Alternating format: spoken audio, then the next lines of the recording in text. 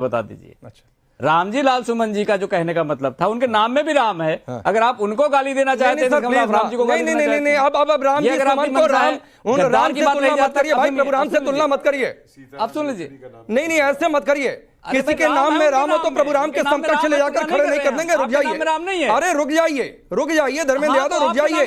अभी तो मूल सवाल आया नहीं, अभी तो मूल सवाल आया नहीं। हिंदू गद्दार की औलाद है। अरे मूल का भी मूल पूछ लो। हिंदुओं को गद्दार की औलाद कहेंगे? है किसी दूसरे धर्म के किसी को भी इस तरीके का तमगा देने की आपकी हिम्मत? अब सुन लीजिए,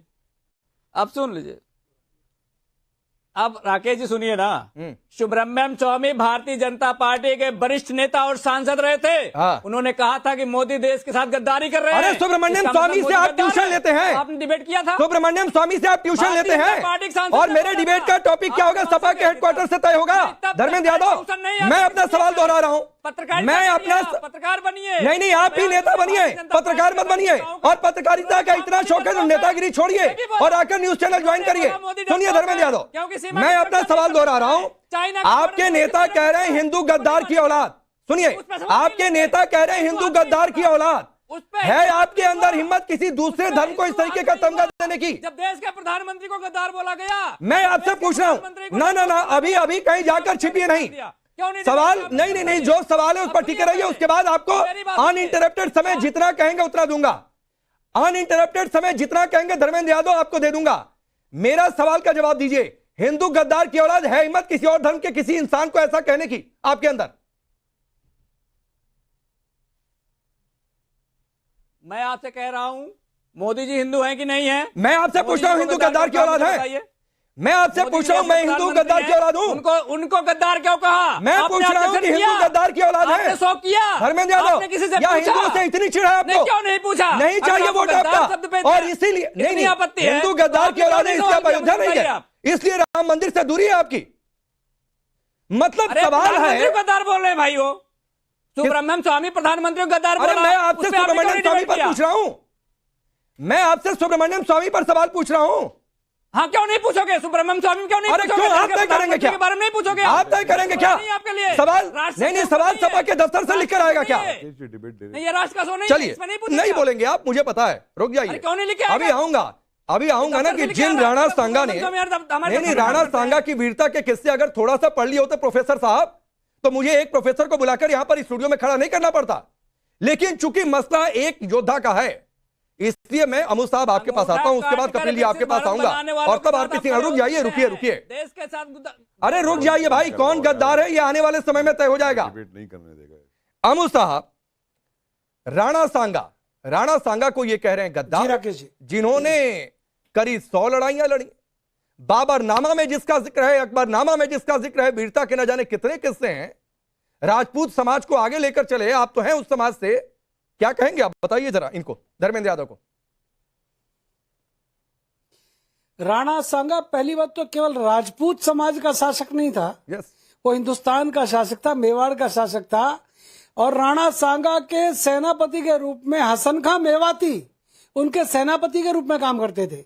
बाबर जिसके नाम से थर्राता था वो राणा सांगा थे। महाराणा प्रताप के दादा थे, उदय सिंह जी के पिता थे। मैं एक बात कहना चाहता हूं, ये मुल्ला मुलायम सिंह जी की पार्टी के जो सपा सांसद जिनके नाम के आगे राम बता रहे हैं, रामजी लाल सुमन, अगर गलती से भी ये करनी सैनिकों को मिल गए तो तुमको और तुम्हारे खानदान को बताएंगे कि इतिहास होता क्या है। तुमको इतिहास की जानकारी नहीं है। आपको पता है दौलत खां कौन थे? पंजाब के शासक थे। माननीय कपिल कुमार जी बैठे हुए हैं पैनल पर। दौलत खां कौन थे? देश को जलाओगे, इब्राहिम लोदी के भतीजे थे। देश को जलाने के अलावा कोई काम नहीं है आपके पास। अरे मुलायम सिंह में बैठ के हिंसा करो, पर दुकान चलाने वालों अखिलेश यादव, यही आपका। अगर अखिलेश यादव, अगर आपको जरा भी शर्म है तो रामजी सुमन को तुरंत इसका इलाज करो, नहीं तो फिर इसको हिंदुस्तान का क्षत्रिय समाज इसका इलाज करेगा। अरे तुम्हारे 2 पैसे के आदमी हो, तुम्हारे को बोलने की तहजीब नहीं है। अरे हिंदुओं के नाम पे कलंक को, पेंशन लिया, माफी हिंदुओं के नाम पे कलंक को, गुलामी का मुल्ला मुलायम सिंह की नजायज औलाद हो आप। उसके बारे में क्यों नहीं बोल? एक मिनट अमू साहब, एक मिनट। धर्मेंद्र यादव रुक जाइए, 1 मिनट। सभी अपने शब्दों का ध्यान रखें। राष्ट्रीय चैनल है, इसलिए शब्दों की मर्यादा मैं सबसे गुजारिश कर रहा हूं।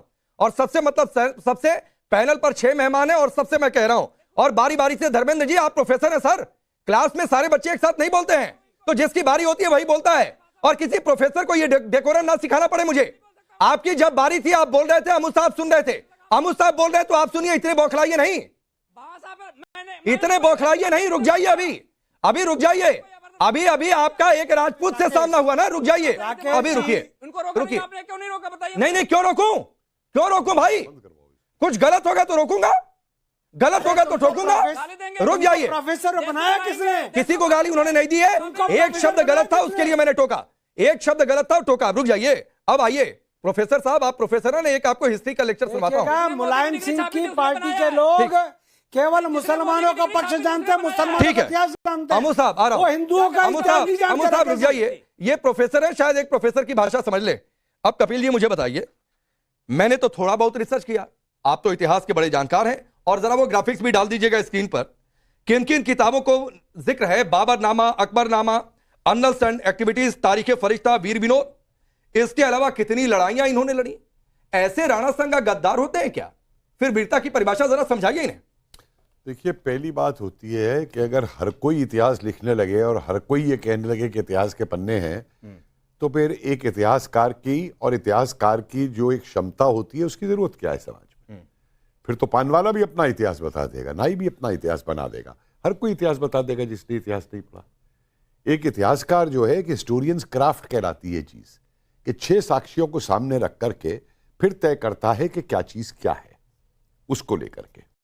अब ये जो बात करते हैं राणा सांगा को लेके, इनको ये नहीं मालूम कि इतिहास में रणनीति नाम की भी कोई चीज होती है।